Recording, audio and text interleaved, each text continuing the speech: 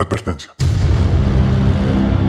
Debido a los cambios inesperados en la dirección editorial de este podcast, dejamos de tomar agua en los cortes de este archivo. Si a usted no le interesa, a nosotros tampoco.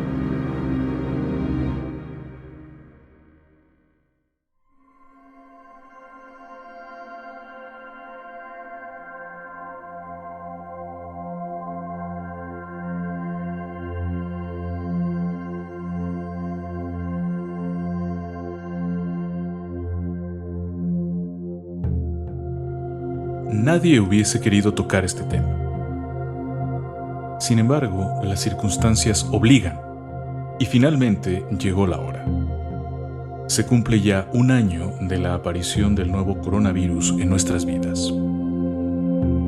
La tercera ola, en medio de la cual nos encontramos, nos permite apreciar los movimientos y las transformaciones del virus y de la sociedad mundial afectada por él.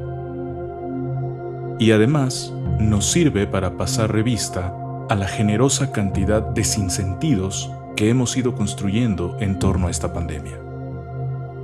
En otras palabras, vivimos una oportunidad extraordinaria para contemplar el dinamismo de este gran fenómeno de nuestro tiempo. Claro que esperamos haberlo conseguido de la manera más desenfadada posible. Acompáñenos a echar una mirada de aniversario a la pandemia que ha cambiado nuestras vidas. A continuación, en las esferas aparte.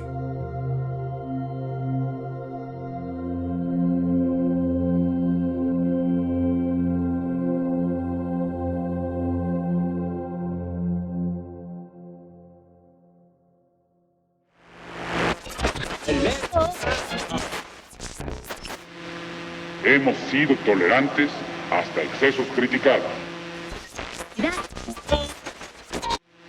Pero todo tiene un límite.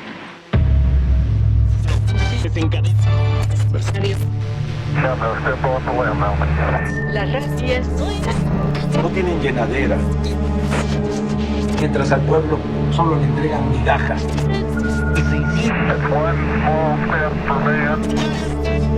Frijol con gorgojo. I love the Mexican people and their spirit.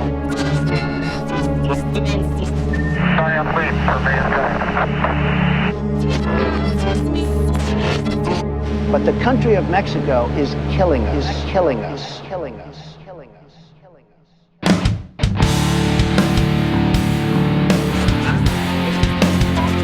Nosotros queremos construir el socialismo.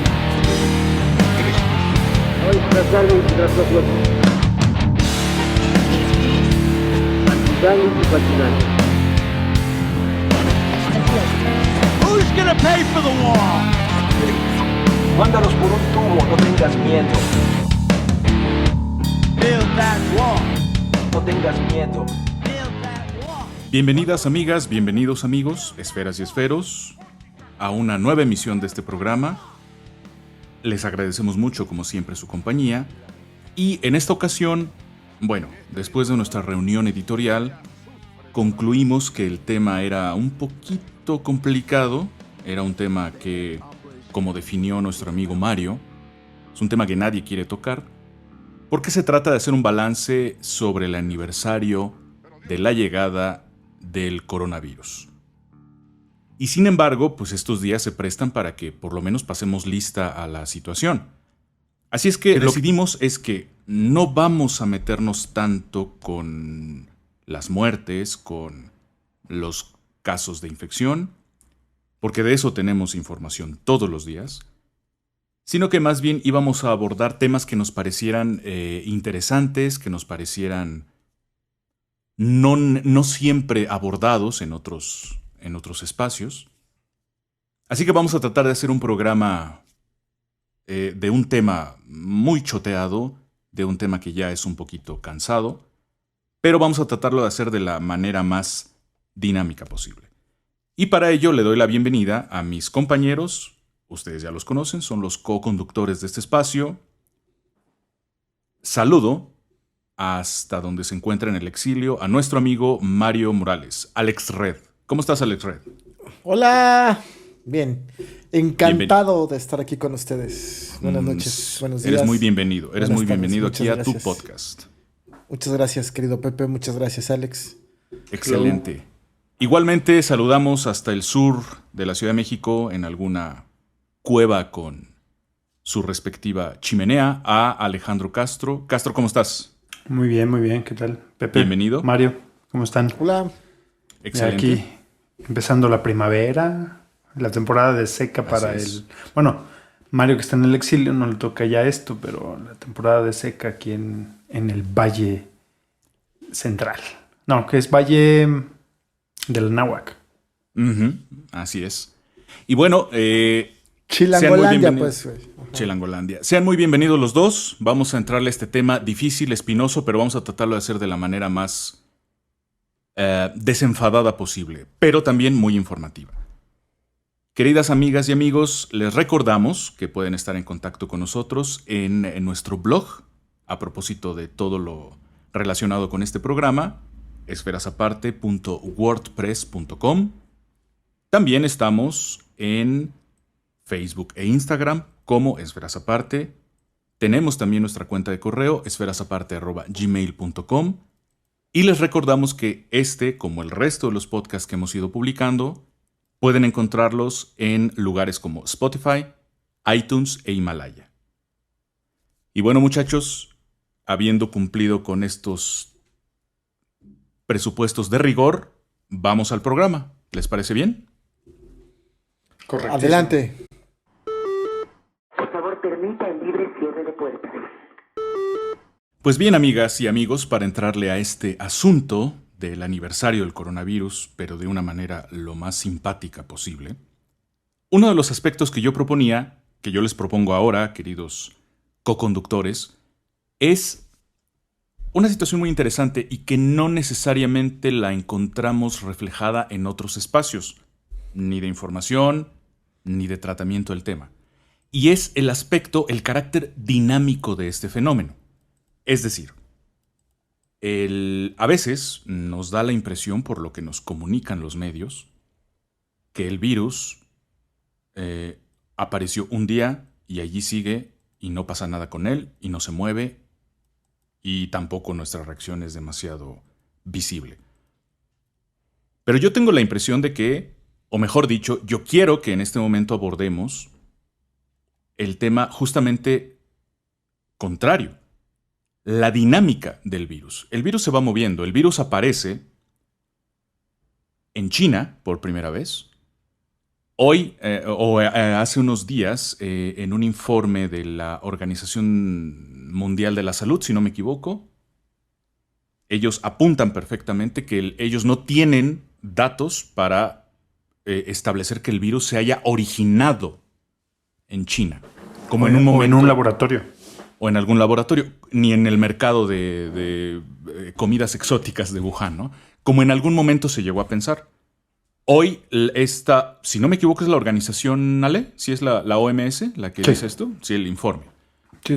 Hoy la organización dice, nosotros no podemos decir de dónde surgió, cómo surgió el virus, pero bueno, finalmente lo que sabemos es que se hace famoso ese virus en China, y que poco a poco ahí se empieza a expandir por todo el mundo, ¿no? La polémica, perdón Pepe, ¿sí? La polémica que hay en torno a ese informe va en varias cosas. Lo primero era que, porque para los que no lo sepan o no lo recuerden, en Wuhan hay un laboratorio de investigación genómica.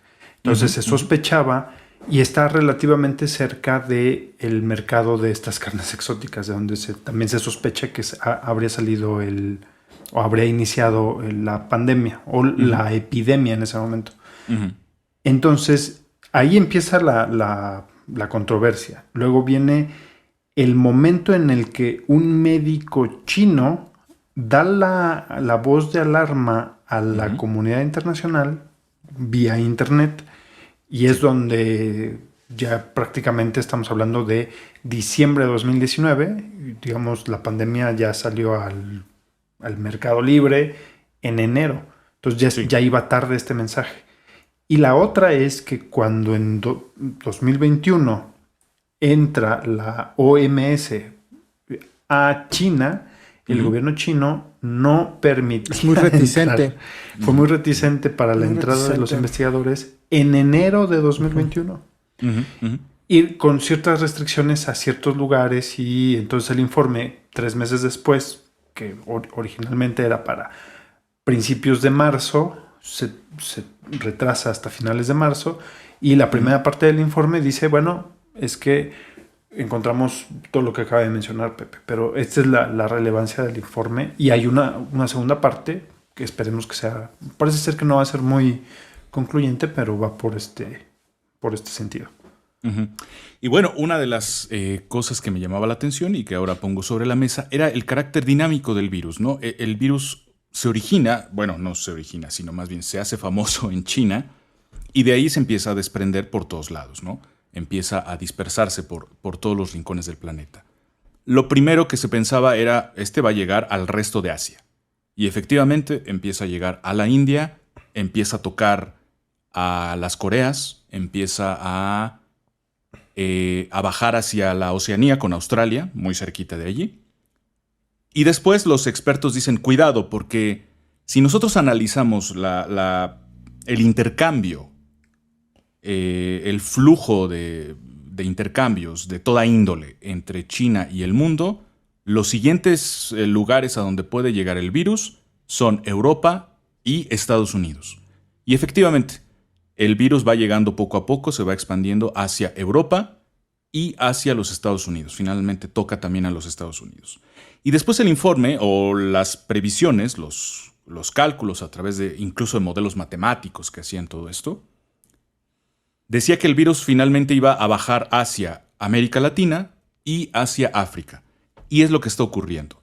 Y hoy en día tenemos como uno de los epicentros más intensos de la pandemia a nuestro pedazo del mundo, ¿no? Que es la América Latina. Casos como Brasil. De hecho, en toda la región se está recrudeciendo los contagios. Chile, que iba muy bien en las vacunas, pero también empieza a tener una alza de contagios muy significativa. Paraguay, Uruguay. En Argentina parece que la cosa está controlada, pero sin duda alguna, Brasil es un caso particularmente difícil, ¿no? Así es.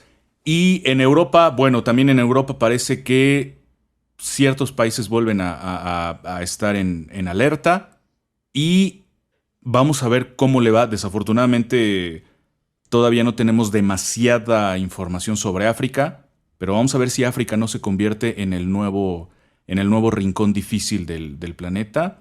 Así que bueno, ahí tenemos una panorámica de cómo se ha ido moviendo, ¿no? el virus.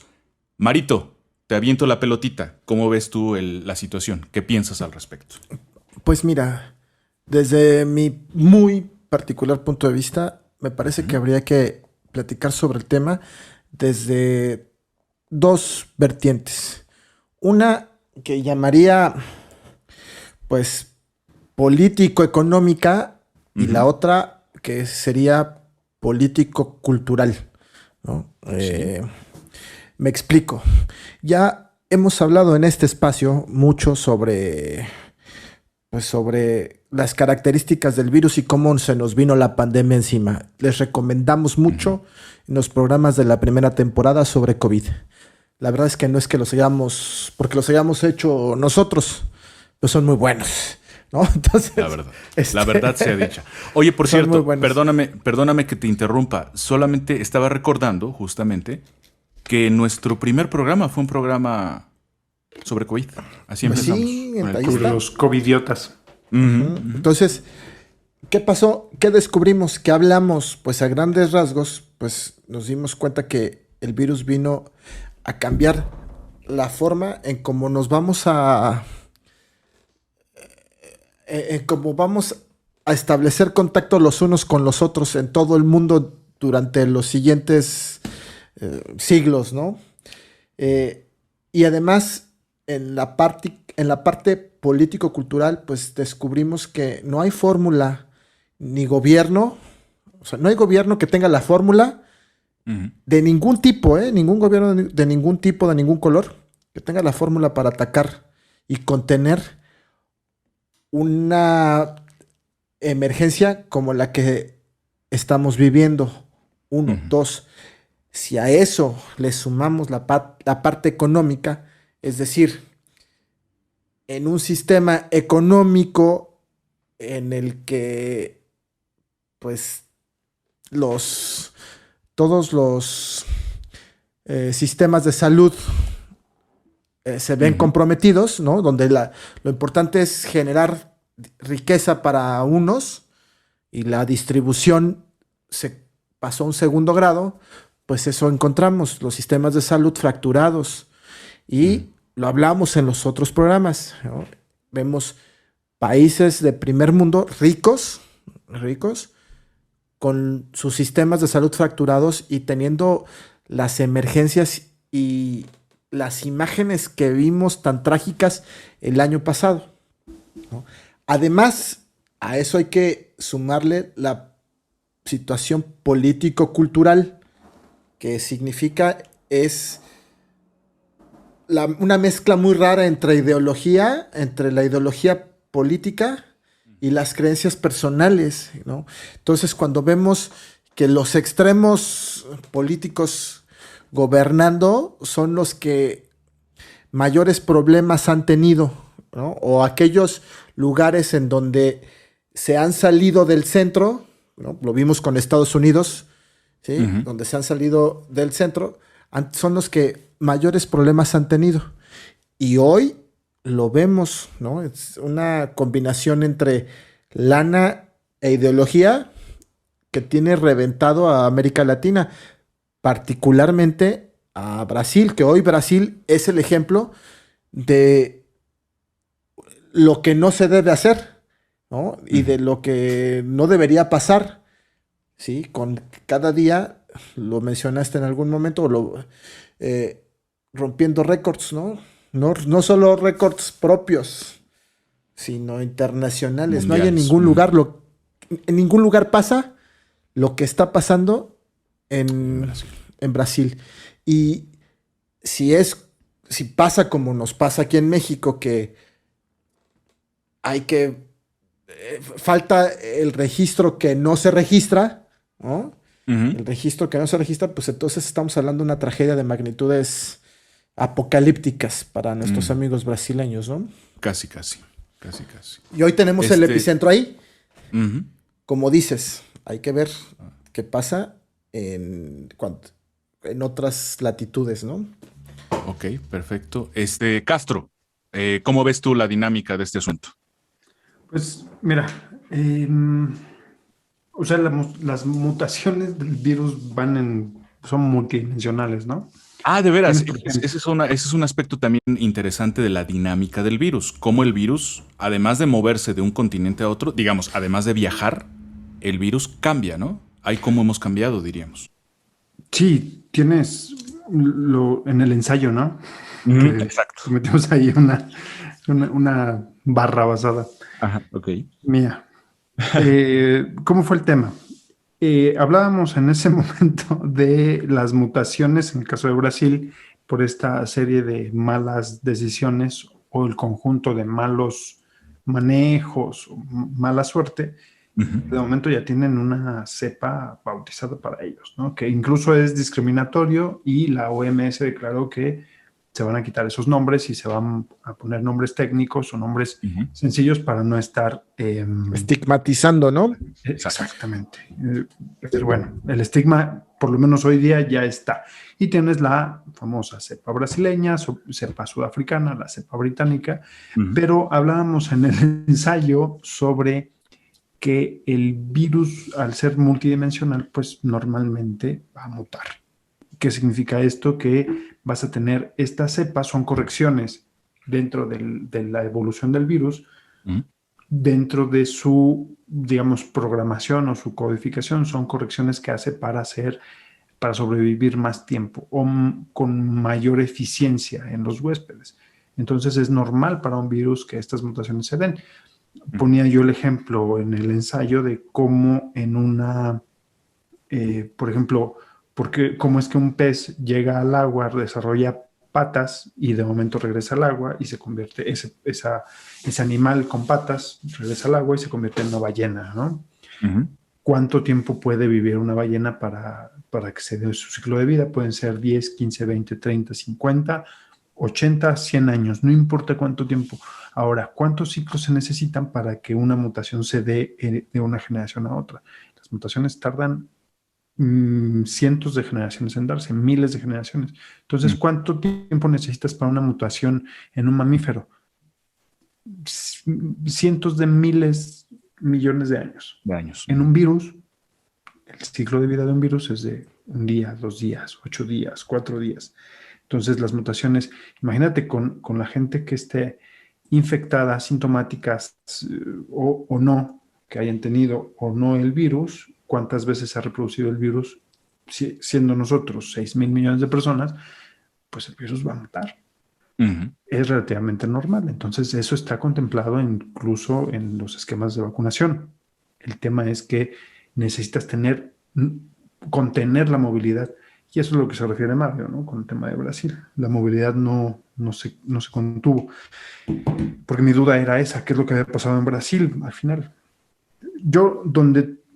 Algo que quería En tocar Brasil, que no- perdón, entre la contención y esta mezcla de los intereses ideológicos y la ignorancia de quienes están al mando, ¿no? Y la mezcla, un cóctel Molotov que incendió. Sí. Ahí hay varios, de hecho lo quiero tocar en el otro bloque, porque en el caso de Latinoamérica, en los absurdos que hay, en general los hay en todo el mundo, ¿no? Porque se hablaba lo comentábamos hace rato. A ver, ¿cómo es posible que tú tengas una película que te hable vamos a hablar de Estados Unidos, ¿no? Una película donde llega una invasión extraterrestre y tienes planes de contingencia y la gente se aísla en sus ciudades, en sus casas, huyen y luego entra el plan militar? No, eso no pasó, no hay forma, porque hay un montón de trabas legales y obstáculos logísticos para que se pueda dar algo como en las películas. No sucede, no puede suceder, por uno.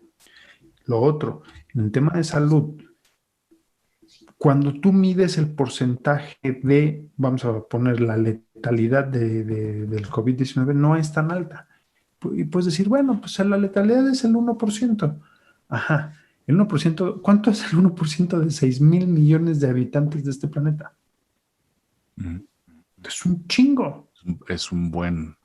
O sea, no hay manera de pensar que puede salir bien librado de esto, porque el nivel de contagio que esto tiene te impacta, no es por el nivel de contagio, no es por el nivel de letalidad que pueda tener, sino que los sistemas de salud que nos vendieron en Occidente desde hace 50 años, en donde tú tenías una cobertura médica o un seguro social, o sea, no estoy hablando de México, estoy hablando de Occidente en conjunto, donde el sistema de salud te brindaba esa seguridad.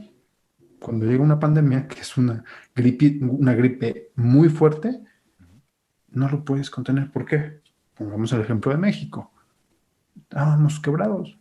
3,000 ventiladores en un país de 126 millones de habitantes. 3,000 ventiladores al inicio de la pandemia. Bueno, hoy día ya tenemos, me parece que 40,000. Bueno, se tuvieron que comprar. ¿Cuánto cuesta cada uno? Entonces, cuando empiezas a reasignar dinero, pues empiezas a ver que lo que se había vendido durante los últimos 50 años está mal. Ese es el caso de México. En el caso de México hay cash para comprarlo. Ahora, ¿qué pasa con países más pequeños? No nos vayamos a Latinoamérica, porque en Latinoamérica de alguna u otra forma dices, bueno, si soy salvadoreño, me va a ir muy mal, entonces puedo migrar a México, me puedo ir a Brasil, me puedo ir a Argentina. Ok, es la región. Dentro de la seguridad de la región podemos ir pensando en cómo nos arreglamos. ¿Qué va a pasar en África? Exacto. África, en el momento en que se desborde, no se ha desbordado. ¿Por qué razón? No lo sabemos. O sea, no estamos en un punto. Brasil, perdón, África tiene sus propios problemas antiguos, ¿no? Los altos niveles sus de estructurales, SIDA, sí. los temas estos de... ha habido Desnutrición. 14, de 2001 para acá, ha habido 14 pandemias, güey, ¿no? En el mundo. Y 2 de ellas o 3 de ellas han sido en África, güey, con el tema del virus, El ébola. Del ébola, güey, ¿no? Entonces son sus propias tragedias. No, y tienes la violencia. Y aparte, la violencia política. a ver, atraviésate un país entre otro. Aquí puedes recibir a nuestros paisanos, puedes recibir a nuestros amigos de Centroamérica y ahí nos acomodamos, ¿no? Como dicen, donde comen 2, comen 3, ¿no? Pues ahí vemos, ¿no? Ajá. Pero allá los exterminan. Hay tribus y regiones que están peleadas unas con otras, ¿no? Sí. Entonces es muy complicado. Es un tema muy Otra cosa ¿no? que quería plantear es que, bueno, se desnudaron los esquemas de salud, ¿no? Que Sí, técnicamente eran fraudulentos. Y por ahí se desnuda al menos una parte del sistema económico también, ¿no? Claro. Tienes Sí.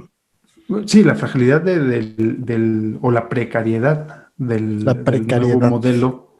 nuevo modelo de trabajo. Así es. Pero había otra cosa que había mencionado Mario en cuanto a las olas de ataque del virus, ¿no? Como en esta dinámica de cómo se va dando de China a Europa, de Europa a Estados Unidos, de Estados Unidos a Latinoamérica y en el caso de China, el caso de Asia, cómo se va expandiendo. Y en este sentido, las olas que van atacando Europa, ¿no? Los primeros casos que se dan en Italia, cómo se empieza a esparcir por Francia, por España, y las tragedias que se empezaron a ver en el sistema de salud y en las escenas en las que veíamos cómo se desbordaban los sistemas de salud, que este tema va de la mano de lo que hablábamos de los sistemas de salud que supuestamente eran infalibles en Occidente, específicamente en Europa, y de momento tienes que una gripe, o sea, no es una gripe, pero una gripe te desborda el sistema, ¿no? ¿Cómo va eso? Y entonces tienes este desborde continuo de casos y de hospitalizaciones que le llaman... No solo los desborda, perdóname, no solo los desborda, los colapsa y los destruye, ¿no? O sea, es más allá, ¿eh? Claro, o sea, es más allá del desborde, es el colapso y el rompimiento, el quiebre, ¿no? Se quiebra el sistema de salud. En países que no pensarías que eso podría pasar, ¿no? Y ya lo platicamos. Sí, pues es que se suponía que durante 50 años, vamos a poner el caso de Inglaterra. Inglaterra, después de la Segunda Guerra Mundial, dijo, pues, señores, vamos a hacer un sistema de salud que sea gratuito y que sea universal. Y todo el mundo habla, hay documentales, ahí tienes a Michael Moore hablando del sistema de salud inglés, el francés, el canadiense. Pones el COVID, pues no da para sí. Porque la enfermedad es bastante agresiva. Perniciosa, agresiva, y por el otro, que los sistemas no eran lo que te habían vendido. No tan así. No eran tan buenos como se decía, pero bueno. Y tienes la otra en el caso de las olas. Estas olas, tú en el ensayo decías algo de las olas en cuanto a que viene una primera, una segunda, una tercera ola. Yo no creo que sean olas como tal. En el caso de México, ahorita lo quiero tocar súper rápido, porque esto lo estamos grabando a principios de abril.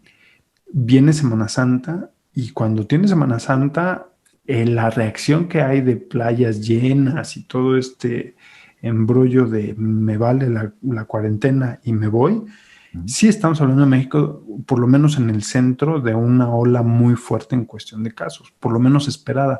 Y en el caso de Europa, el confinamiento ha sido intermitente de momento, porque ha sido no solamente contingente en el sentido de la intermitencia, sino que ha sido estricto, ha sido militarizado. De momento yo podría hablar en el caso de España, lo siento amigos españoles, pero esa es su realidad. Vienen de una sociedad militarizada franquista, no políticamente, pero sí cívicamente militarizada, en donde el confinamiento se hace obligatorio porque lo dice la Guardia Civil y no tienes forma de decir que no, porque así está desde los 70s, bueno, desde los 40s, por el amigo Franco. En el caso de México, por ejemplo, pues es un confinamiento, digamos, voluntario, es diferente. Sí. Ahora, en el resto de Europa, o lo que llamaríamos el centro de Occidente, el confinamiento es obligatorio y de todas maneras tiene olas, entonces no son olas, o sea, en realidad nunca baja el ataque del virus. En el caso de México sí tienes esas olas porque de momento se salen todos a la playa y regresan y bueno, estamos esperando un trancazo, ¿no? Un chingadazo. Sí, en ese sentido, abril puede ser muy complicado para México, como para seguramente algunos otros países que también pues encontraron un tanto difícil cerrar la economía en época de fiestas, de días de asueto, ¿no? Y un comentario entre paréntesis. Estaba yo escuchando hace un par de días nuestro primer programa, el programa que tratamos sobre COVID, y en algún momento a mí me toca hablar en algunas conclusiones. Recuerdo que mencioné yo que había que estar atentos porque se hablaba de una segunda ola. Cuando apenas estábamos todos friqueados con la primera y decía yo, cuidado porque se dice que puede haber una segunda ola. Bueno, pues un año después estamos ya en la tercera. Ya no nos espantan las olas, ¿no? Y finalmente, otra cuestión, otro aspecto de la dinámica de todo este fenómeno, tal como se ha venido dando en estos meses, quisiera yo que abordáramos rápidamente la idea de que así como el coronavirus se mueve, se va moviendo a través del mundo, a través de los continentes, y además, como señalaba Ale, cómo va modificándose él mismo como parte de su respuesta al medio ambiente, también esto ha obligado a que los seres humanos, a que las sociedades, nos vayamos moviendo también para responderle al coronavirus, ¿no? Es un toma y daca. Él nos da y nosotros le contestamos. Y en ese sentido, la nota un tanto optimista es que la sociedad ha tenido que moverse, ha tenido que encontrar maneras de generar sus propios tratamientos para contrarrestar el virus, y en ese sentido, una nota optimista entre toda la porca miseria que estamos padeciendo, es que estamos en un momento en el cual se ensayan las últimas fases, las fases definitivas y definitorias, para que otros países que hasta el momento no se vislumbran en el panorama de las vacunas, puedan llegar a desarrollar sus vacunas. Entre ellos, Cuba, con su vacuna que, si no me equivoco, se va a llamar La Soberana, ¿verdad? Y México también en fases de experimentación, si no me equivoco, en una tercera fase, en donde al menos 2 instituciones mexicanas, 2 instituciones científicas y técnicas mexicanas, como lo son el Instituto Politécnico Nacional y la Universidad Autónoma de Querétaro, están trabajando en lo que podría llegar a ser, ojalá, una vacuna mexicana. ¿Cómo ven esto, muchachos? Rápidamente. No, pues una felicitación primero por el aislante de la baba de nopal que está logrando una vacuna a base de nopal, ¿no? El poli. Sí. Explico rápido el chiste porque no se va a entender afuera de México. El poli es una institución el Politécnico, Instituto Politécnico Nacional, es una institución que se creó en 1938-39 para hacer ciencias petroleras. Y después se fue diversificando, se consolidó como diversificado. Entonces hay ingenierías de todo tipo, es bastante reconocido en México. Uh-huh. Y yo me acuerdo, entre el 98 y 2005, una cosa así, muchas investigaciones del Poli se daban a conocer, se les daba amplia difusión. Uh-huh. Y muchas tenían que ver con el nopal, que la baba de nopal aislada, que si era para comer, para una pandemia, para adelgazar. Un montón de cosas que se hacían con el tema del nopal, incluso para ganado, todos tenían fines prácticos, ¿no? Entonces, ahora cada vez que hablas del poli, es como, algo de la baba de nopal o un aislante de nopal. Por cierto, el nopal se supone que es una maravilla, ¿no? Pero en fin. El poli lo sabe, y tú también.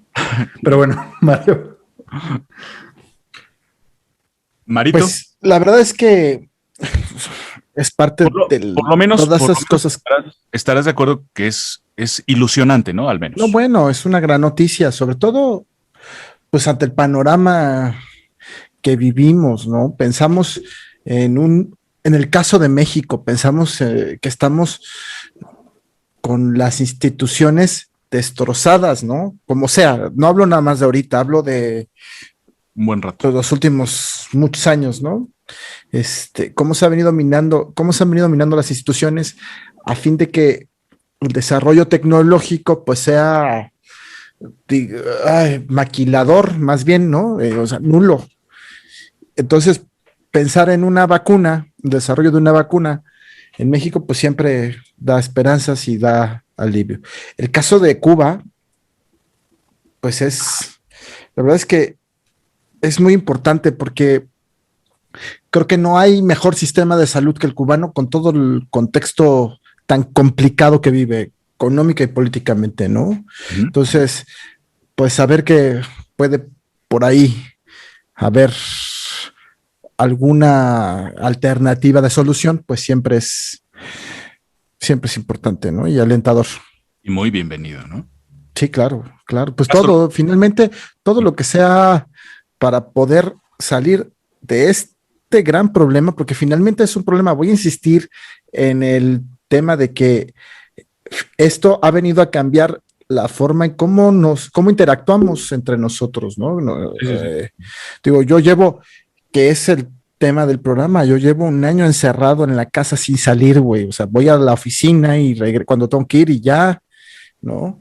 Ok. Y no permito que ni mi mamá ni mi abuela salgan, ¿no? Entonces, eso No, finalmente termina desgastándote física y psicológicamente, ¿me explico? Sí, es desgastante. Entonces, es complicadísimo. Ujú. Alejandro.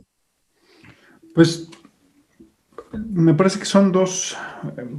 Habría también que mencionar la vacuna que no es la Oxford, ¿no? La que se hace en México o Argentina, pero al final está manejada a través de Oxford.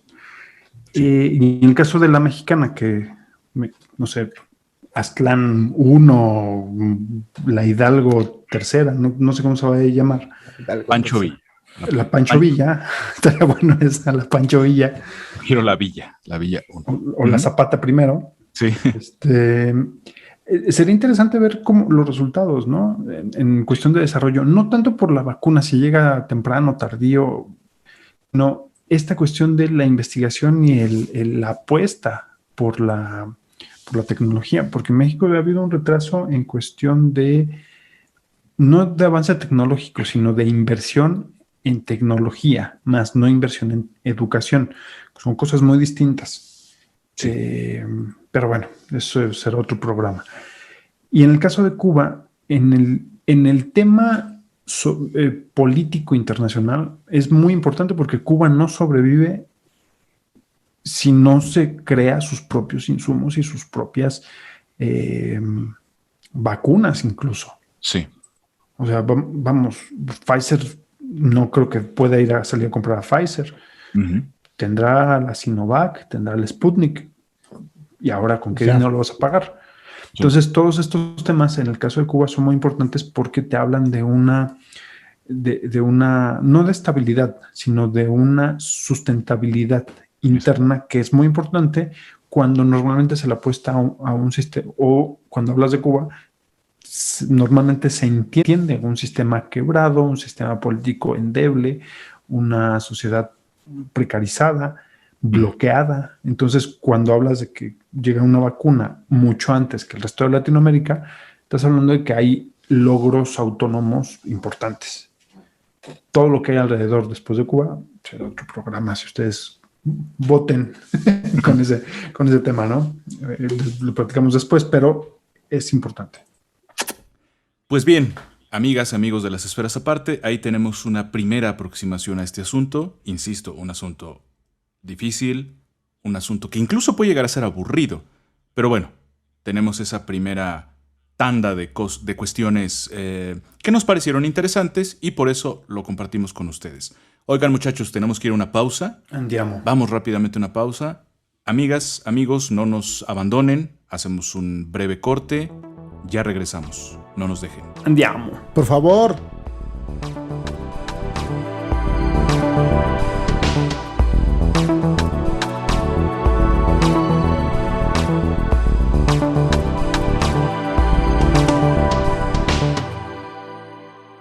¿Qué tal, amigos? ¿Cómo están? Bienvenidos de regreso. Ya seguimos aquí en el segundo y último bloque de Esferas Aparte. Nos siguen acompañando Mario Morales y José Luis Pérez, que están Hola. a mi derecha y a mi izquierda digital. Continuamos con el tema de este feliz cumpleaños COVID. No está. Este bloque lo vamos a dedicar un poco más a los absurdos que hemos visto en este último año. Si bien tuvimos el tema de los covidiotas, ¿no? De los negacionistas en el tema de la existencia del virus el año pasado. Pero vamos a hablar un poco más sobre estos temas, así que adelante. En la primera parte tenemos el uso de cubrebocas. ¿Ustedes se acuerdan? Sí. Uh-huh. Hubo mucho debate, sobre todo por estudios anteriores a la pandemia, sobre el uso de cubrebocas. Y el uso de cubrebocas fuera de, bueno, los famosos cubrebocas certificados, los famosos cubrebocas fuera de norma y fuera de espacios controlados, ¿no? Que sería el caso de hospitales o de laboratorios de investigación. Entonces, se decía, las mismas investigaciones decían, bueno, es que no funcionaría porque al principio es que las partículas del virus pasan muy fácilmente el cubrebocas por el tamaño. Uh-huh. Y entonces venía este debate de si se puede usar o no se puede usar, y después viene al final esta conclusión de no importa qué tamaño sea el virus, porque el virus, ¿dónde se transmite? Es con las gotículas en las que cruzan la fibra o que no pueden cruzar la fibra del cubrebocas. Entonces ahí empezó el debate. Hasta la fecha está. Entonces, ¿ustedes qué hacen? ¿Salen a la calle con cubrebocas o sin cubrebocas? Yo siempre. Yo con cubrebocas todo el tiempo. Sí. Todo el tiempo. Para empezar, trato de no salir, pero si tengo que salir, con cubrebocas. No, mira, a ver, lo mencionabas cuando nos dibujaste tu idea de escribir este show, ¿no? Al final es reducir el riesgo. Finalmente es reducir el riesgo, ¿no? No solamente por lo que dejas de recibir, sino por lo que no estás enviando también, que eso es bien importante. Entonces no solamente es ante estas necedades, ¿no? Aquí yo he visto aquí a cuates que es mi derecho a no traer cubrebocas y la chingada, ¿no? Pues sí, pero tú no sabes si tú estás enfermo y eres asintomático y pues con lo que escupes, ¿no? Si no tienes problema con lo que recibes, pues esa es tu bronca. Pero también hay un problema con lo que estás enviando. Entonces, pues es reducir el riesgo. Y sí, pues, de alguna manera funciona. Es un problema para todos, ¿no? O sea, no nada más es si lo uso o no lo uso, sino cómo protejo al resto, qué hago de mi parte. Sí. Porque, o sea, también está el tema de lavarse las manos. Sí.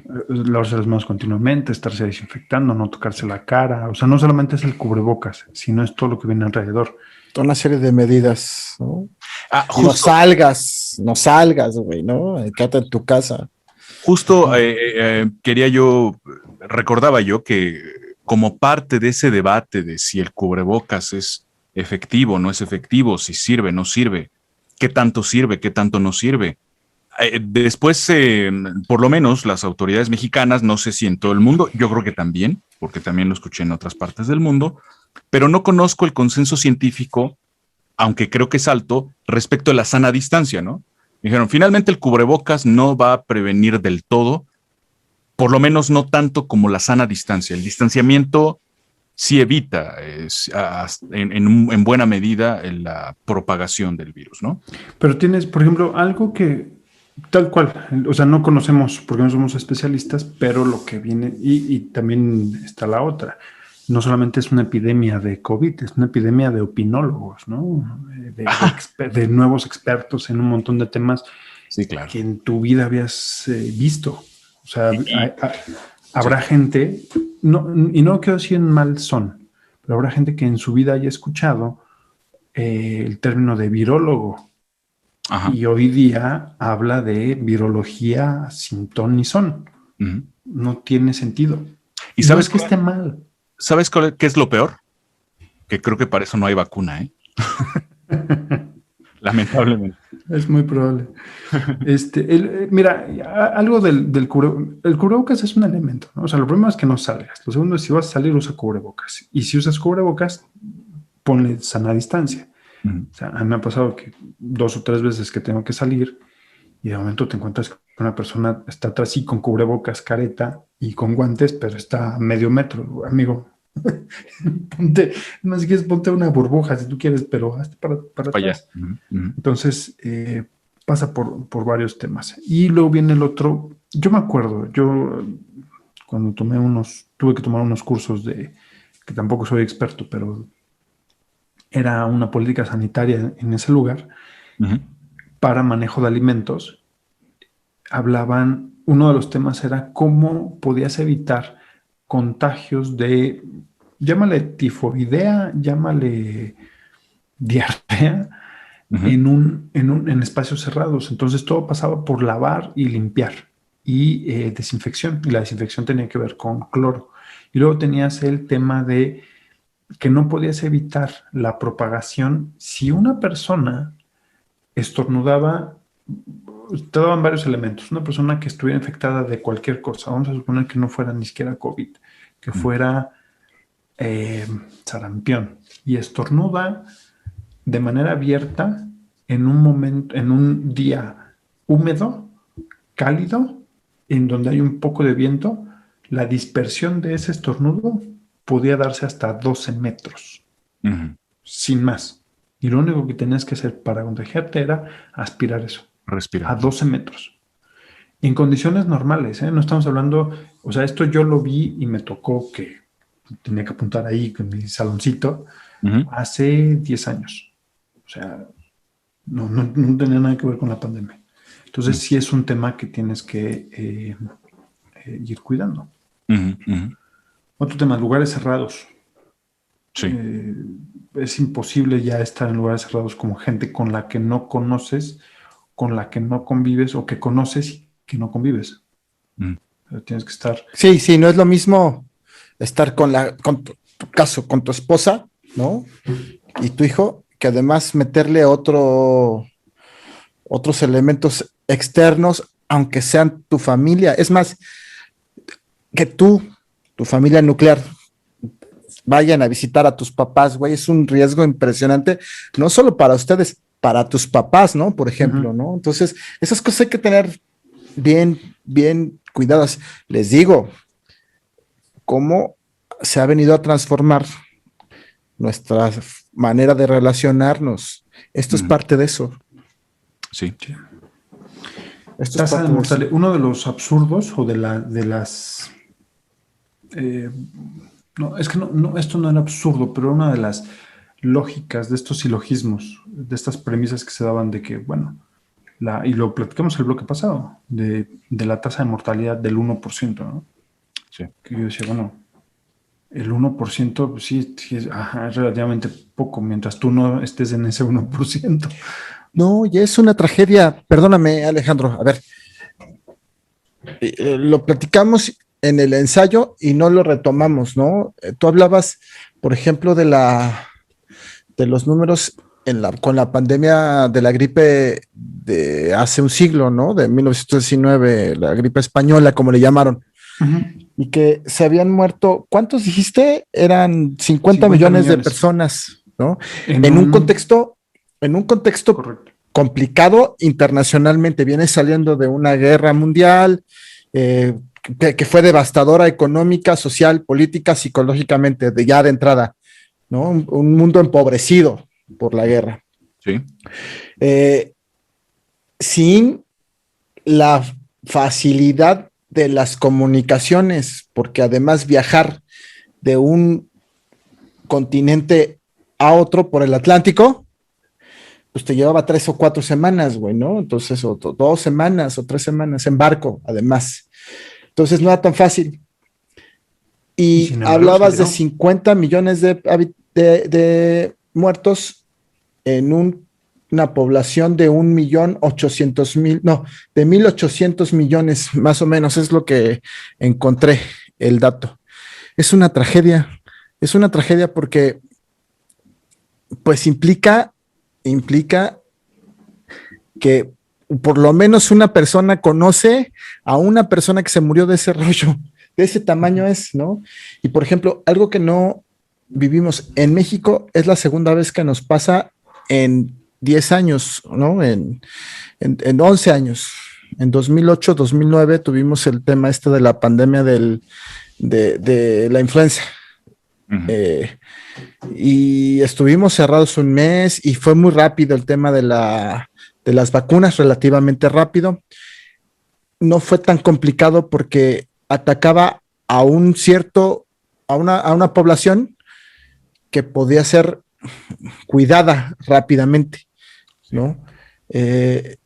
Y no fue tan dramático, es decir, seguramente para quienes tuvieron cercanía con los estragos en ese momento de la pandemia, pues es muy dramático, ¿no? Es muy triste, pero yo no conocí gente, y no significa que yo represente a toda la población, pero tú no conocías gente, y si le preguntas, es muy poca la población que tuvo contacto con gente que fallecieron, pues.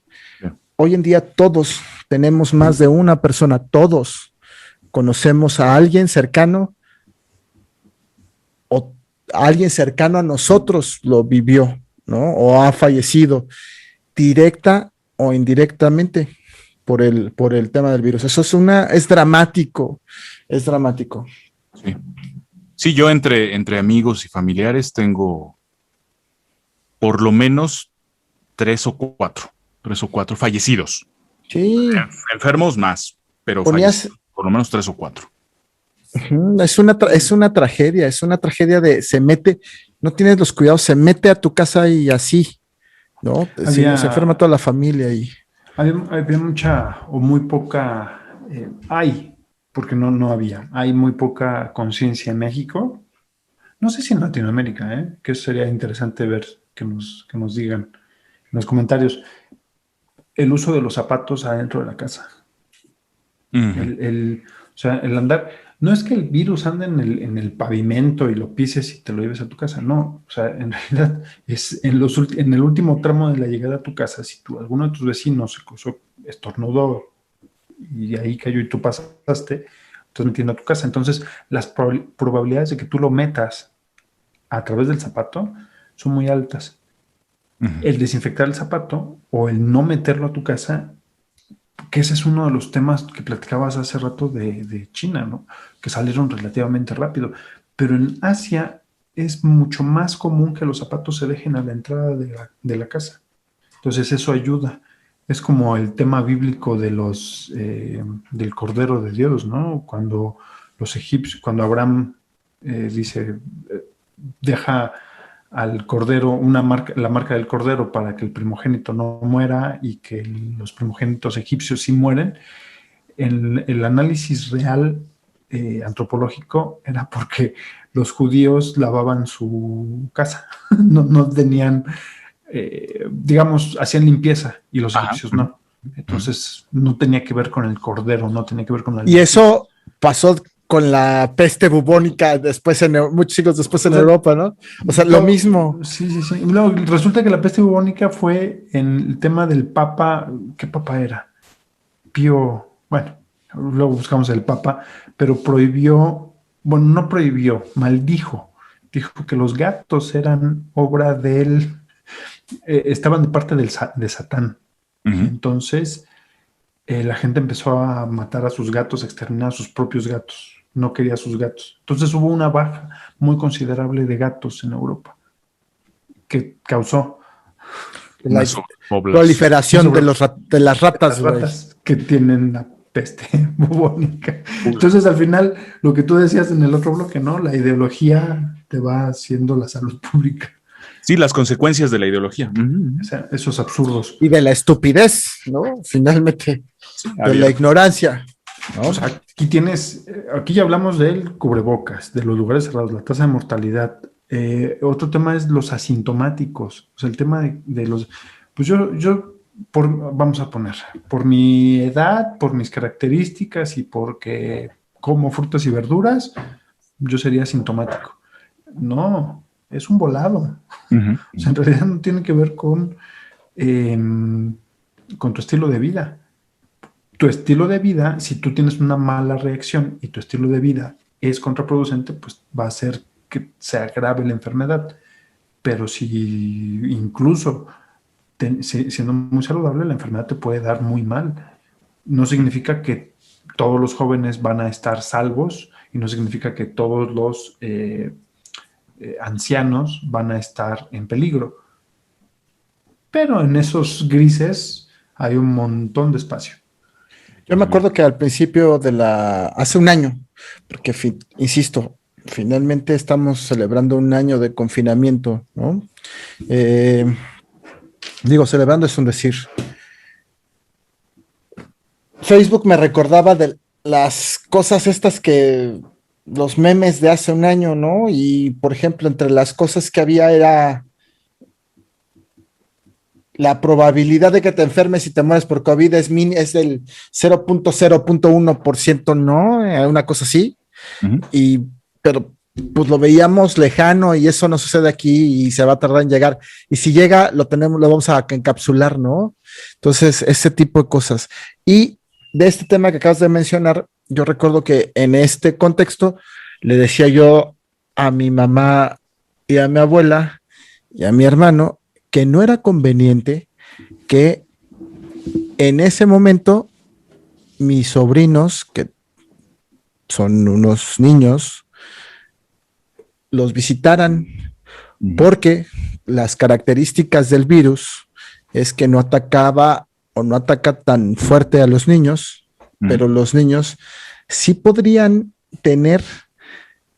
adquirir el virus, ¿no? Y tenerlo de manera sintomática. Sí. Pero se convertían en una bomba, ¿no? Social, porque podían contagiar a los adultos a los que sí podían lastimarlos de manera más fuerte. El virus sí los lastima de manera más fuerte, ¿no? Sí. Más fuerte. Eso, entonces hoy vemos lo que pasa con los asintomáticos, ¿no? Porque además está lo otro, al ser un virus nuevo, o más bien una enfermedad nueva, que de dónde salió, cómo salió y lo demás después se sabrá, hay un montón de datos que no están, que no se saben. O sea, justo lo de los niños, el tema de los asintomáticos, otro tema que salía era de que los asintomáticos no contagiaban. Y estaba basado en un estudio que habían hecho en China, pero que se contradecía con otro estudio en Inglaterra. Entonces, tampoco era conclusivo. E incluso el estudio en China, estuve buscando así, de este tipo de datos, lo encontré en un sitio que se llama enperspectiva.net. Les damos un saludo. Este tipo de información, ellos la fueron, no solamente la segmentaron, sino que hacen entrevistas con especialistas. Les vamos a poner, en el blog les pongo la nota. Y entonces te das cuenta de que la información, incluso siendo estudios que te advierten que tienes que tener cuidado con la información, si lo sueltas así sin filtro, pasa, o sea, no que la gente lo entienda porque sea tonta o sea mala o tenga malas intenciones, no. También sufrimos una pandemia de mala lectura, de falta de... de comprensión lectora. Sí. Es impresionante, o sea, lo hemos visto una y otra vez con memes, con noticias, que de momento me ha tocado que noticias que se hacen virales. Voy a poner ejemplos tontos. Las vacunas las está dando mal el gobierno porque vean lo que están haciendo los trabajadores de la salud que no están vacunando. y abres la noticia y resulta que la noticia era de una región en la India. Uh-huh. Y dices, pero... Y tú puedes ver los comentarios y es una tendencia nacional en México hablando en contra de el gobernador de ese, o el presidente municipal de ese lugar. Uh-huh. Oye, amigo, pero esto pasó en la India. Ah, bueno. Pero podría pasar aquí, ¿no? Esa es una... Ese nivel de pues no sé cómo decirle, de omisiones. Sí. No lo había visto tan agravado hasta hace de un año para acá. O no sé si no había pasado tanto tiempo en la pantalla como este último año. Es que ese también creo yo que es una consecuencia de la ideología, ¿eh? La sobreideologización de nuestras vidas nos puede llevar a aprovechar cualquier resquicio, así sea el más ridículo de todos, para atacar a quien nosotros creemos que hay que atacar, ¿no? Pues sí, es el pretexto. Sí, es un pretexto para pegarle al que no nos cae bien, ¿no? Porque tienes también otro de los temas, tienes las vacunas al vapor. O sea, he escuchado muchos argumentos, incluso memes, información que dicen que las vacunas no están bien hechas, que, ¿sabes qué? Yo no me voy a vacunar porque las vacunas están hechas al vapor, están hechas al ahí se va. Uh-huh. Sí, es un tema complicado.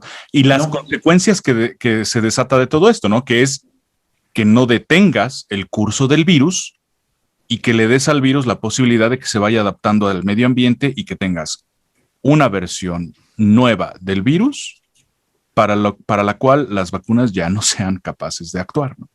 Sí, al final tienes, o sea, lo afortunado es que las vacunas en este tema de las influencias es que se tienen que adaptar cada año, ¿no? Mario lo comentaba en alguno de los programas. Lo que va a pasar es que después de este año, cada año te vas a tener que estar vacunando contra el COVID. Igual que te tienes que vacunar contra la influenza y contra enfermedades estacionarias o estacionales. Entonces, las vacunas van a contemplar eso. Y no, o sea, cuando tú revisas lo que tienes que hacer para tener una vacuna, no son, como decimos aquí en México, no son chilaquiles, ¿no? No, claro. A ver, sí. También pasa por lo siguiente. El periodo de preparación y producción de un antígeno como de una vacuna con un antígeno que va a contrarrestar los efectos de un virus es más o menos como de 5 o 6 años, ¿no? Más o menos. Y se ha ido acortando porque pues, la tecnología cada vez nos ayuda más. ¿Y qué pasa con el tema? Pasó 3 años, ¿no? Pasó con la pandemia que sufrimos en 2009. Uh-huh. La vacuna se tardó 2 años y la hicieron rápido, pero era en un contexto de pandemia que necesitaba hacerse. Entonces aceleran los protocolos, se aceleran. Y no es una decisión de las farmacéuticas, es una estrategia, una política de salud internacional, ¿no? Entonces, ojo, ¿qué sucede? Insisto, la gravedad de este virus es muy fuerte por muchas razones. Primero, porque no sabíamos de dónde venía. Después, porque no sabías cómo atacaba. Ahora, porque no sabes cuáles son los estragos, a quién ataca y cuáles son y qué partes ataca, ¿no? Porque resulta que unos tenían a uno les atacaba en los pulmones y otro en el estómago y así, ¿no? En diferentes partes. Y las secuelas son diferentes en cada persona. Entonces, pues es un virus muy complicado. Entonces, ante esta devastación, pues los protocolos se han acelerado. Entonces, un proceso que te lleva 3, 4 años, lo tienes que hacer en meses, en semanas. Además, en esto de que dices de los protocolos, por ejemplo, siempre las vacunas tienen, siempre, siempre tiene un contexto, ¿no? Pero tienen muchos problemas para los voluntarios. Un protocolo internacional de vacunación te pide que la experimentación sea con 3,000 voluntarios. Las vacunas que están circulando, bueno, ya son 10 vacunas que están circulando autorizadas en el mundo. Cada una tenía más de 20,000 voluntarios. Claro. O sea, es como de los datos que normalmente sacas de voluntarios, con 3,000 personas dices, bueno, tiene una efectividad de tanto por ciento y tiene una letalidad de tanto y un porcentaje de bla, bla, bla, con 3,000. Ahora aquí lo tienes multiplicado por 8 veces. Entonces entonces hay más información, ¿no? Correcto. Entonces los protocolos se acortan por las necesidades humanas. Entonces, pues claro, tuvimos vacunas y tenemos vacunas que empezaron a circular ya autorizadas a semanas de terminar su último proceso. Exactamente. ¿No? A semanas de último proceso. ¿Por qué? Pues porque se necesitaban ya, porque la información que se tiene, que se obtuvo de los ensayos, de los protocolos, pues te permitía tener cierto grado de confianza, ¿no? Recordemos, no estaban lejos, o sea, sí cumplieron estos ciclos. Pfizer tuvo 2 problemas, paró 2 veces el año pasado, porque alguno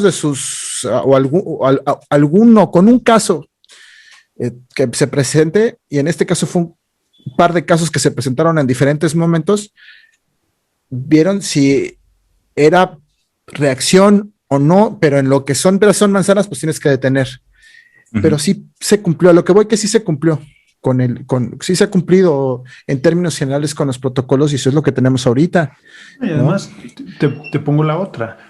Vamos a suponer, ahorita está en boga, en el mundo está el tema de la AstraZeneca, porque hay 30 casos de embolias o de trombosis, aparentemente consecuencia o efecto secundario de AstraZeneca en 19.8, prácticamente 20 millones de vacunados.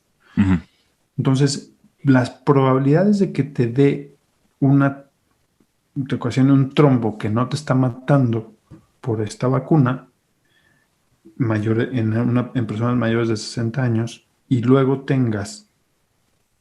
digas, sabes que no me vacuno, y luego tus probabilidades de enfermarte de COVID, y una vez enfermo de COVID, tus probabilidades de agravar, pues la verdad es que pasa por tu vacuna y tus probabilidades de trombo son muchísimo menores. Entonces, ahora pasa mucho por este universo de estadísticas.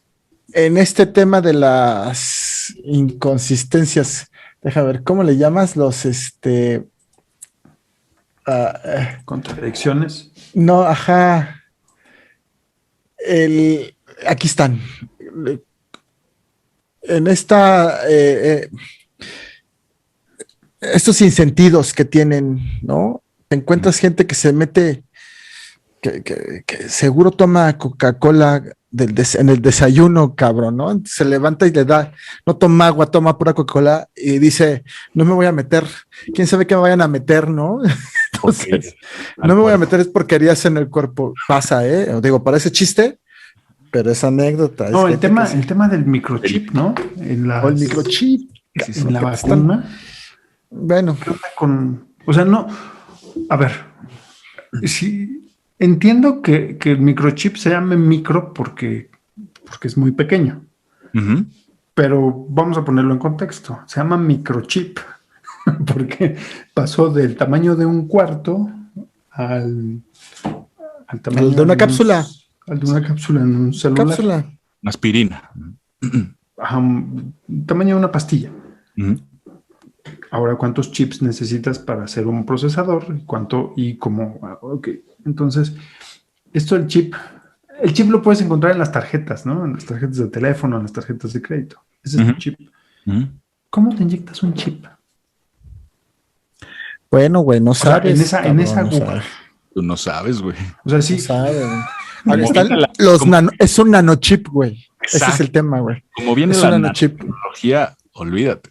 Es nanochip, güey.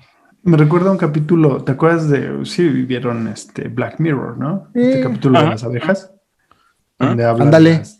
de las precisamente la nanotecnología, ¿no? Que un tipo que abre la llave del agua y que se lo acaban los son nanozánganos o nanorobots que lo deshacen. Eso estamos hablando de un capítulo de Black Mirror. No hay nanorobots hoy día. No existen. Todavía no. Todavía no existe. O sea, está bien la idea, no está interesante, pero a futuro, ¿no? no. Así como no hay zombies hoy día y no hay vampiros, no es posible. No es posible tener un chip en la vacuna. Todavía. Todavía. Tenemos, me voy rapidísimo para que cerremos rápido. Expertos en salud pública. Claro. Tenemos una pandemia de expertos en salud pública. ¿Cierto o falso? No, es completamente cierto. Hablando de... Tenemos lo más cuestionado que es el tema del encierro, o sea, el debate, que no es debate, son una serie de opiniones en masa sobre que el encierro debe ser obligatorio o que el encierro no debe ser obligatorio. Me ha tocado ver que en países donde ha sido obligatorio, caso España, caso Australia, hablan del encierro como si fuera el castigo más grande. Sí. El gobierno no tiene perdón de Dios, bla, bla, bla, bla. Ok. Países como en México, que el encierro es voluntario, muy sugerido y que hay todas las previsiones para que se dé, y la gente diciendo, o sea, hay muchas voces diciendo que es una irresponsabilidad no haber obligado el cierre. Insisto, Alejandro, es la sobreideologización, ¿no? De repente se va de un lado al otro, ¿no? Sí, o sea, de pronto es, aprovechamos cualquier cosa para pegarle al que no nos gusta o al que nos estorba, ¿no? O sea, me estorba ese viejito que está ahí, que sale todas las mañanas, hay que pegarle por donde puedas. Entonces, es un caso de sobreideologización, está bastante duro, bastante denso. Pero en fin. También eso es en cuanto al encierro, pero otro tema que encontré, que está interesante, es el tema del monitoreo a través de las pruebas. En el caso de Latinoamérica, el caso de México, pues no hay dinero para pagar pruebas. O sea, una prueba te cuesta el equivalente a $150. Sí. Cada una. Y tarda de 4 o 5 días. Entonces, ¿para qué haces pruebas? Sí, también fue muy combatido, también fue muy sí, no, yo sí creo que, perdón, sí, claro, yo ahí sí, y lo platicamos en su momento el año pasado, yo ahí sí pienso que pues no es lo mismo aplicar pruebas a una población del tamaño de Corea del Sur, claro, que el tamaño de México, ¿no? Incluso se ve ahora con el tema de las vacunas. No es lo mismo vacunar a una población con el nivel de un país, con el nivel de riqueza que tiene como es Israel y la cantidad de su población que nosotros, ¿no? O sea, entonces sí hay que ser muy cuidadosos con esas cosas, ¿no? El tema de ahora sí, insisto, si es una desgracia, si estamos pasando por un momento bien pinches complicado, ¿no? Al final la decisión de hacer las pruebas o no pasa por varios filtros, un tamiz muy espeso, ¿no? El primero es si tienes el dinero o no, luego si tienes la estrategia o no, y luego si tienes el recurso, pues si tienes los recursos humanos, o sea, la capacidad logística para hacerlo. Tú puedes decir, ok, me compro 100 millones de pruebas. ¿Y quién las va a aplicar y en qué momento y bajo qué criterio? Y luego, ¿para qué? O sea, ¿qué vas a hacer después con toda esa información? O sea, vas a poner la prueba, como decíamos en el otro bloque, el virus es dinámico. puedes hacerte la prueba hoy y en 15 días es completamente distinto. Entonces no necesitas 100 millones de pruebas. O sea, que después... y al final, ¿en dónde? Perdón, nada más para cerrar. Dale, al final, ¿dónde vas a meter el dinero? ¿En las pruebas o en respiradores? Respiradores. O en, no sé. O en ayuda a la gente para que soporte el confinamiento y darles una lana para que sobrevivan un poquito. Sí, que fíjate, si no me equivoco, después hubo una estrategia medio híbrida, por llamarlo de alguna manera, ¿no? Uh-huh. Sí llegaron cierta cantidad de pruebas y se fueron realizando en lugares muy específicos, ¿no? Como por ejemplo el aeropuerto, ¿no? Pues, por ejemplo, en la ciudad, en Ciudad de México, hubo ¿cómo le llamaban? Macrocentros, ¿no? Sí. Donde tú ibas y te hacían la prueba y eran pruebas rápidas. Que también luego está el tema de las pruebas rápidas, que te daban media, o sea, tenían un 40% de error, de margen de error.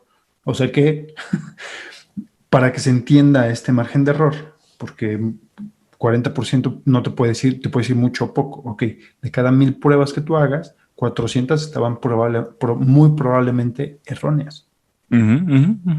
Positivas y negativas. Sí, entonces, un problemoto de administración que nos pero todo el mundo es experto en eso, o sea, porque al final la decisión se tiene que tomar en este utilitarismo moral, ¿no? De decir, el menor mal posible para la mayor cantidad o economizar los medios para tener un utilitarismo moral. Es complicado. Así es. Que eso me lleva al siguiente tema, la economía. Que todo el mundo ahora es experto también en economía, créditos, inversión, impuestos, inversión pública, inversión privada, recuperación económica. Políticas públicas. Sí. Políticas públicas. O sea, no es que esté mal opinar, no es que esté mal informarse de, pero cuando tú no tienes la responsabilidad de lo que dices y solamente lo sueltas, el eco de lo que dices puede ser complicado. Muy serio. Porque puedes decirlo de momento podrás decir, bueno, pues es que aquí se necesita poner un mueble porque yo estoy viendo que está vacío, pero no conoces todo el contexto. Y sacarlo y decirlo y que todo el mundo opine, también está la otra. El que todo entre comillas, el que todo mundo opine, no significa que todo sea mayoría. Tenemos el caso de Twitter, de Facebook, que de momento hay estas campañas de somos mayoría porque lo decimos en Facebook o porque lo decimos en Twitter. No funciona así. Sí, así es. Mario, estás muy calladito. No es que me queje. Estoy escuchando. No es que me queje. Síguele. Mira, es que el tema de... Bueno, sí, voy a opinar. El tema de opinar es que pues la gente es libre de opinar. Lo que pasa es que estamos en un lugar y con herramientas que no te requieren mayor cosa que leer flashes, ¿no? Lo que encuentras, te quedas con esa idea. Y la gente que se dedica a la comunicación lo sabe, ¿sabes? Entonces, y eso se explota para todos lados, se explota para la derecha y para la izquierda. Entonces, es muy complicado el tema de opinar. La gente puede opinar. El tema es que, mira, pasa con este cliché de no puedes hablar con la gente de política, de fútbol ni de religión. Pues claro que no, porque no te vas a poner de acuerdo. 1, 2. En mi caso, pues sé un poquito de política, entonces pues seguramente voy a tener problemas con la gente que habla de política porque... Oye, ¿y sabes de fútbol? Y tampoco sé fútbol, pero mira, hay algo, ahí te va. Es muy evidente, eso estoy de acuerdo, es muy evidente. Ahí te va, y este es real. Decía un entrenador que tuve de fútbol, decía, el problema con el fútbol es que Todo mundo juega fútbol, pero no todo mundo sabe jugar fútbol. Entonces, ustedes chicos están entrenando. Entonces, como están entrenando, cuando vayan y se pongan a jugar con sus amigos de la colonia, va a parecer que los que no saben jugar son ustedes, ¿no? Porque, entonces, con eso pasa con la opinión en general, ¿sabes? A ver, pero entonces, ya me digo, ¿por qué iba a parecer que no sabían jugar ustedes que estaban entrenando? Porque estás jugando con técnica, güey. Lo mismo sucede con otros temas. Estás jugando con técnica, ¿no? Te estás entrenando para jugar con movimientos. No nada más como juegas a patear la pelota y a meter gol. Y a correr. Lo que haces, güey. Ya establecimos que tu infancia fue muy triste, güey. Ajá. Eso lo establecimos la temporada pasada. No me hagas recordarlo. Pero fútbol. El caso es que pues lo mismo pasa con todo, o sea, opinamos y muchas veces opinamos sin buscar, sin investigar, sin informarnos.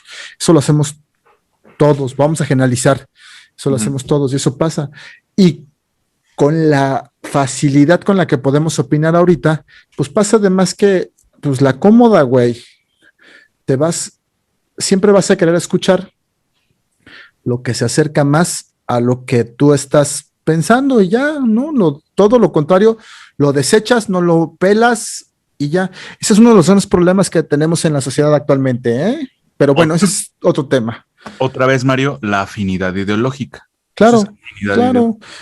Y negamos la otredad, ¿no? Lo otro, cuando ahí está, y eso nos permite, primero, tenemos que prepararnos, ¿no? Y lo otro es que nos permite conocer otras opiniones para formarnos nuestro propio criterio. Pero, en fin. Ya, adelante. No. Cuando gustes.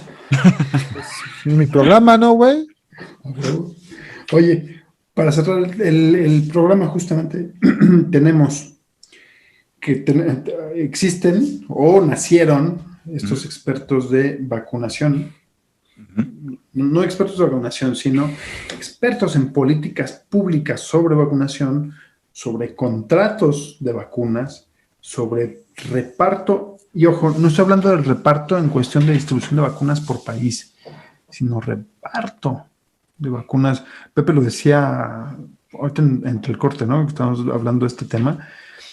El tema pasa, o más bien, esto del reparto pasa por cómo distribuye el mundo las vacunas producidas.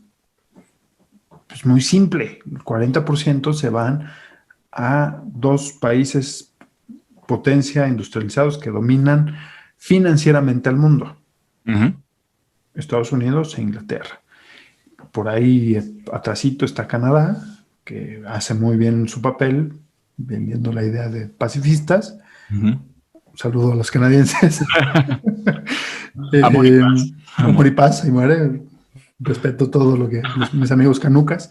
Pero estamos hablando de que de sus poblaciones, estamos hablando un poquito, alrededor de 1,000 millones de vacunas solamente para países que tienen no más de 350 millones de habitantes. Y el resto del planeta hagan como puedan. Si tú tienes eso como contexto, vete a cualquier país de Latinoamérica en donde está el debate de no compraron las vacunas, no las están consiguiendo, mi presidente es un tonto, mi gobierno no está luchando por lo suyo, no sé qué más allá. Sí, es tan codo, es tan avaro nuestro tan mezquino. Sí, que las quiere regaladas, ¿no? Es pedinche y las quiere regaladas. Limosnero y con garrote. Sí, luego se va y las pide. ¿Y cómo las pide regaladas? A ver, señores, están acaparadas. O sea, los lugares en donde se están produciendo las vacunas son prácticamente 3 en el tema de Occidente. Uno está en Bélgica, en el caso vamos a poner Pfizer.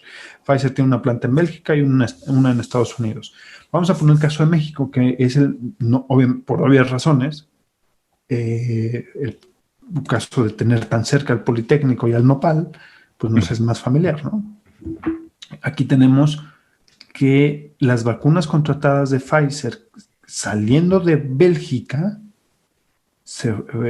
quedaron detenidas por la Unión Europea cuando la Unión Europea dijo, señores, a ver, ¿a dónde van con esas vacunas? Es que yo las compré. A ver, ¿cuántas compraste? Entonces se detuvo ese flujo que ya estaba contratado, siendo que países como Italia, España, Grecia, Portugal no habían comprado esa cantidad de vacunas, pero la Unión Europea dijo, a ver, vamos a poner orden en función de mis intereses en la Unión Europea.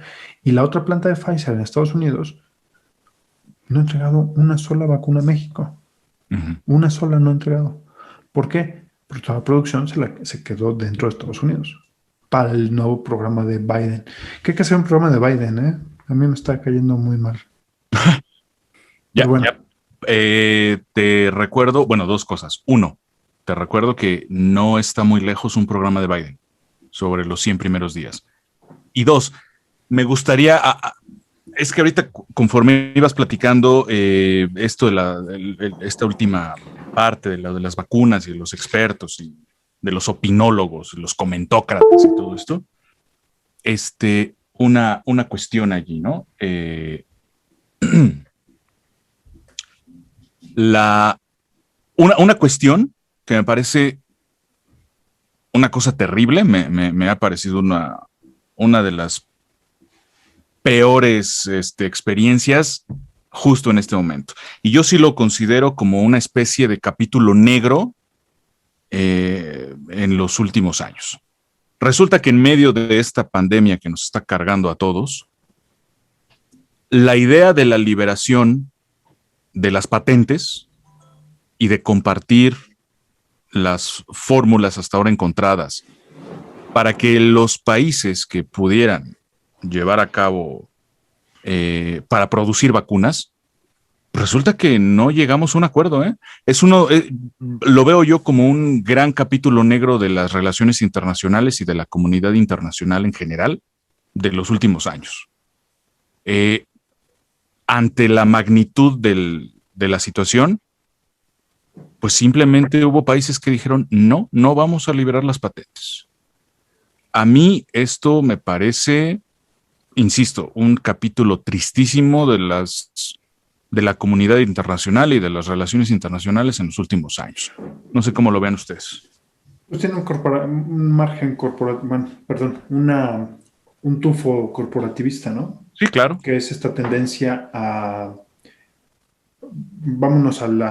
esta tendencia a hacer comercial todo cuando no necesariamente lo es. Sí. El tema, por ejemplo, de la vacuna de la poliomielitis, que es una patente pública porque, olvidé el nombre del médico que la descubrió, pero dejó la patente libre para que el mundo quedara sin el flagelo de la poliomielitis, ¿no? Y imagínate el grado de esto. Primero, porque no me acuerdo su nombre, y lo segundo es que 70 años después no se puede repetir con un problema mucho más grave. Pues esperan mucho de un sistema que está diseñado pues para eso, ¿no? Se los voy a poner así sencillo. Sí, pero nos lo en la semana, espérame, en la semana salió un reportaje, sí, más bien una noticia, de cómo Estados Unidos multó con 350,000 millones más o menos a varias farmacéuticas estadounidenses porque sobornaron en otros países para que ellos vendieran. Ah, sí. Porque vendieron medicamentos caducados o que no servían en el alrededor del mundo, y en Estados Unidos. Entonces, pues esa es la calidad ética de las farmacéuticas. De las farmacéuticas, sí, ¿no? Y bueno, los múltiples compromisos, ¿no? Pues sí, también es cierto.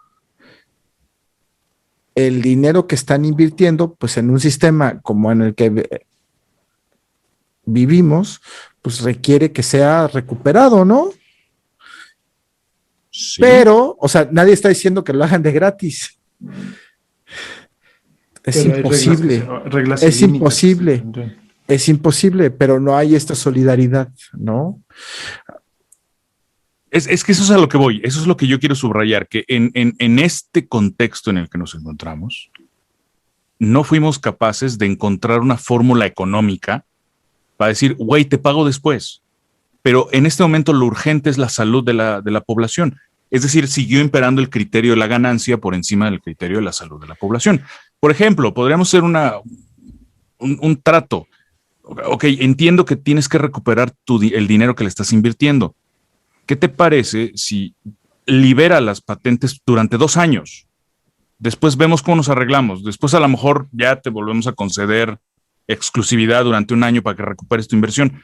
Pero el momento actual lo que requiere es acelerar el proceso de producción de vacunas, que es uno de los problemas fundamentales, entiendo yo, que es uno de los problemas fundamentales de la activación económica y la recuperación de lo que se pueda de la normalidad, que las tasas de producción de la vacuna están muy bajitas.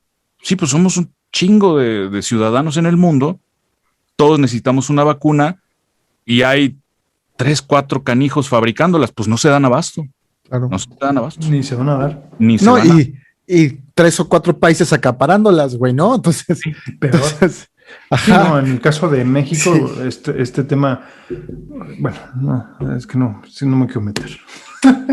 Pero de esta situación, a lo mejor con las producciones nacionales de Cuba, nuestra nopalina en México, y a ver qué va saliendo, de esta tragedia, pues a lo mejor salen reforzados los sistemas sanitarios, ¿no? Que también sería una esperanza a largo plazo. Pues bien, señores, si tienen algo más que agregar, quejarse, sugerir o declarar, este es el momento. Hablen ahora o callen para siempre, por lo menos en este capítulo. Uh-huh. ¿No? Bueno. Pues yo nada más hacer énfasis en que ha sido un año muy complicado y no se ve para cuándo se detenga. O sea, se va a complicar o va a seguir estando complicado. Uh-huh. ¿No? Yo le recomendaría a la gente que pueda y que está sufriendo, porque está sufriendo el encierro, que busque ayuda mental, o sea, ayuda para la salud mental, uh-huh. Que siempre eso es importantísimo, y que se cuiden mucho, y mi abrazo y mi solidaridad para aquellos que han sufrido alguna pérdida, ya sea física o económica. Y ya. Muy bien, Mario. ¿Tú, Pepe? Pues suscribo lo que dice Mario. También mandar un saludo y un abrazo solidario a las personas que de alguna u otra manera se han visto afectadas por la pandemia. A corto plazo, una situación complicada. A largo plazo también, pero a largo plazo tenemos la esperanza de que ciertas cosas mejoren en términos de vacunas, en términos de inmunidad de rebaño, en términos de la posibilidad de reactivar económicamente los países. En fin, estamos en una situación con claroscuros, tiene sus negros, tiene su hedor apocalíptico, pero también recordemos que en términos generales el género humano se las ha ingeniado para seguir hasta el día de hoy. Entonces algo se nos ocurrirá. Y agradecer mucho por la invitación al programa y la atención de nuestras amigas y amigos. Pues muy bien. Acompaño las palabras de ambos. Año duro. Año duro. Pero vámonos. No nos vamos a quedar en este año.